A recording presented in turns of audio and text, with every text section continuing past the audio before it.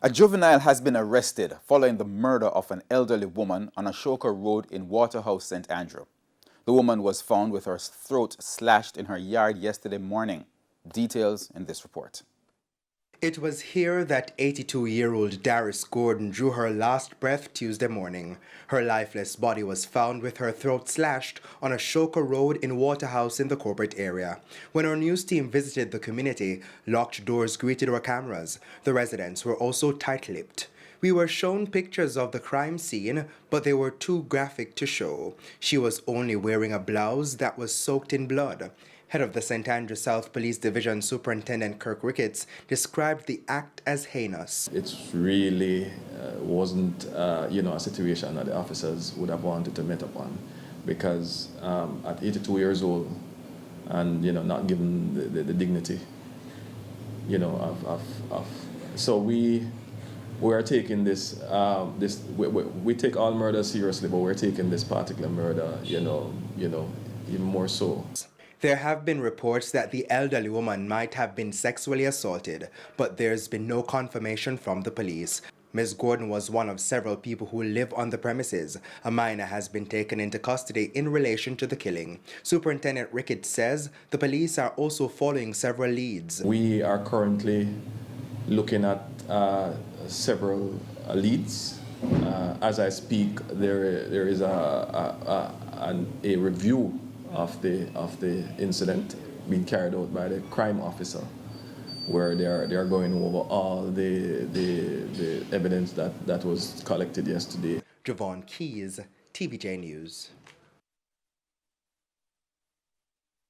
Now, following this latest incident, social media has been abuzz with debate about police arrests for cursing or seemingly disrespecting the Prime Minister. I spoke with TVJ's legal analyst, Dion Jackson Miller, earlier about the developments. All right, Dion, you're going to help us out with this bad word law, because as we're seeing here, this situation where a person is locked up for cursing, can the police lock you up for using expletives?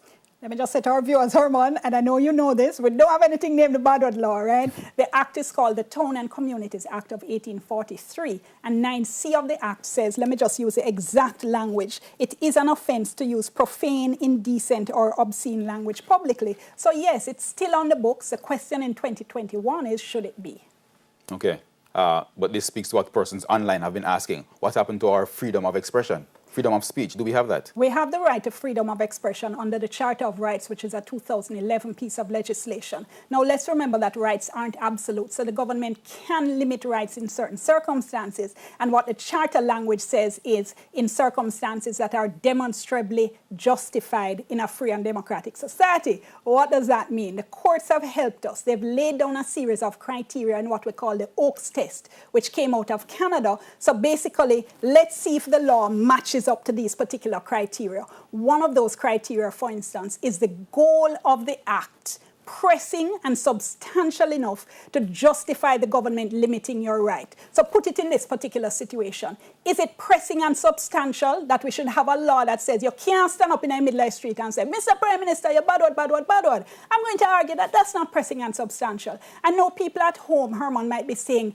but you can't disrespect the Prime Minister, which is the kind of conversation I hear and see. I'm going to argue that you should be able to disrespect the Prime Minister in a free and democratic society once your language isn't threatening or doesn't suggest physical harm or anything of that nature. All right, and it raises one more issue. Persons are saying people curse online all the time. You find a number of them in entertainment and so on. The police don't go and search for each and every one of them.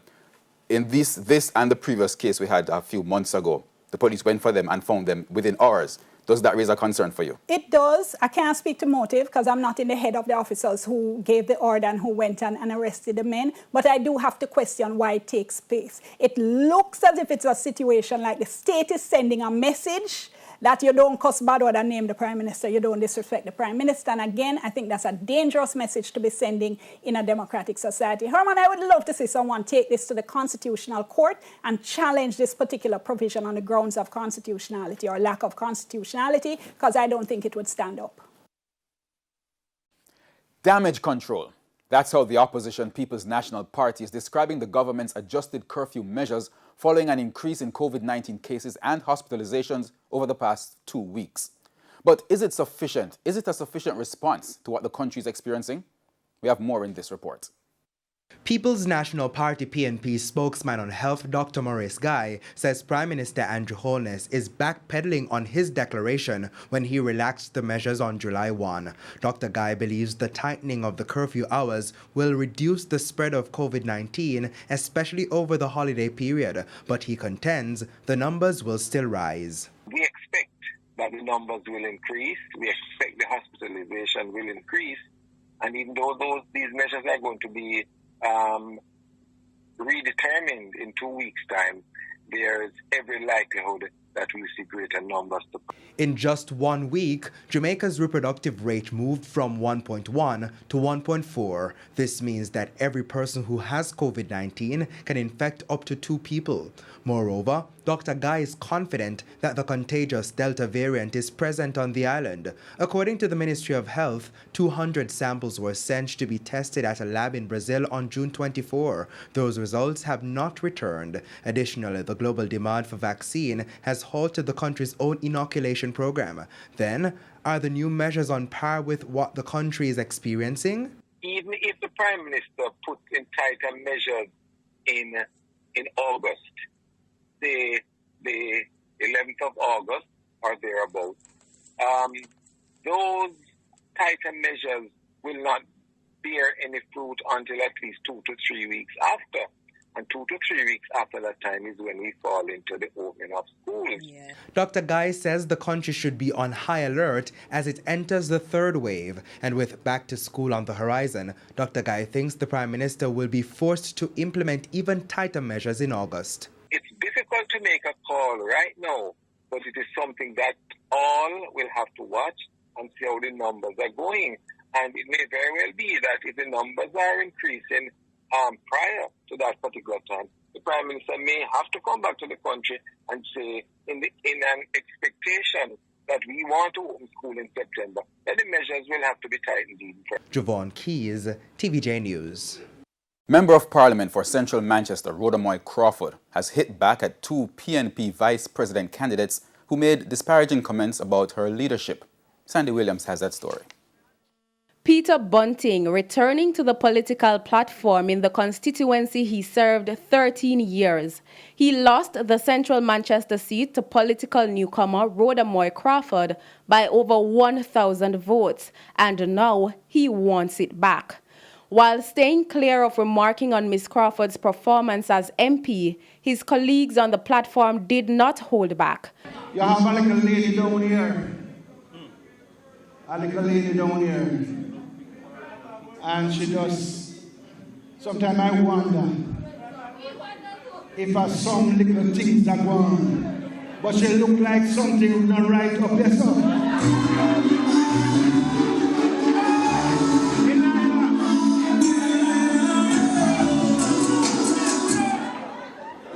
You don't have to go on no top of no motor vehicle to make people see you as like you're NP. You must do things that people can see you as member of parliament. Richard Azan is one of the 4 PNP candidates for vice president, and so too is Ian Hales. May I come to the end of the road and flood? You no can't clean out drain no more. And say back to school and come the Lord of mercy. Say back to school and come there. Who going to help the people of Manchester?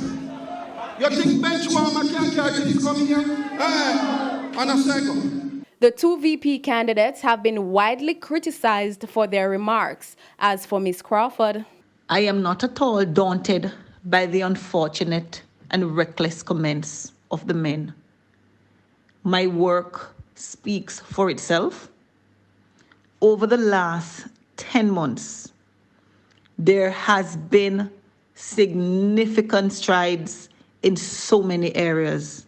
She was speaking in an interview with The Gleaner, where she also referenced the current unity wars plaguing the PNP. The electorate is no longer interested in the tribal and gutter politics. They are interested in real representation. And so I believe the men missed a perfect opportunity to communicate their plans to unite the PNP, explain the steps they intend to take to become better representatives of the people, and to say how they intend to move Jamaica forward if given the chance. Frankly put, the men ought to be ashamed of themselves for their unwarranted and distasteful attacks. Sandy Williams, TVJ News. The Ministry of Education says a large-scale maintenance project will have to be undertaken over the next few weeks to deal with a major termite problem affecting most of the country's schools. Education Minister Favour Williams made the revelation at a tablet handing over ceremony at the B.B. Coke High School in St. Elizabeth. Dwayne Anderson has our story. Termite infestation is affecting scores of schools across the island. The problem developed while many of the school campuses went into lockdown and became virtually abandoned due to COVID-19. All of our schools have a problem with just termites. We would not believe it.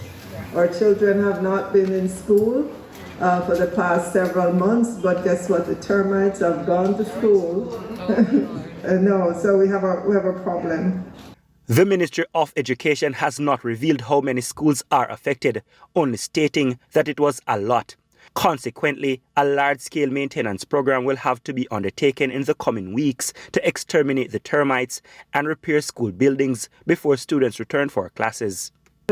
Our buildings inspectors and maintenance people have been out there in our schools to make sure simple issues are taken care of. We're making a concerted effort to deal with the chichi that has been eating down the schools. The Education Minister Favour Williams explained that a lot of the infrastructural problems at schools are because of inadequate spending. She has promised improvements. I would like to see in my sojourn at the ministry, I'd like us to get to that point where our principals do not need to go begging to get resources at their schools, because the ministry would have been proactive in knowing the problems of schools and taking the necessary steps. I know a lot of times it's because of budgets, but I believe it's time for us to prioritize the infrastructure at our schools. Priority will also be given to sourcing more classroom desks and chairs as preparations get into gear for the possible return to face-to-face classes come September. Dwayne Anderson, TVJ News.